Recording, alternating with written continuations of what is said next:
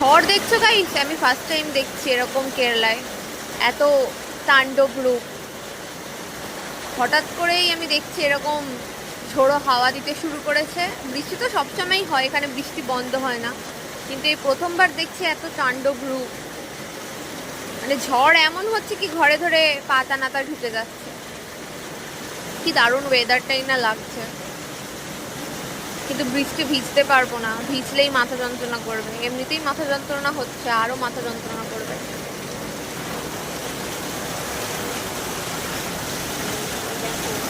আমি আমার ব্যালকনিতে দাঁড়িয়ে দাঁড়িয়ে বৃষ্টি দেখছি, দারুণ লাগছে কিন্তু ওয়েদারটা, যাই বলো।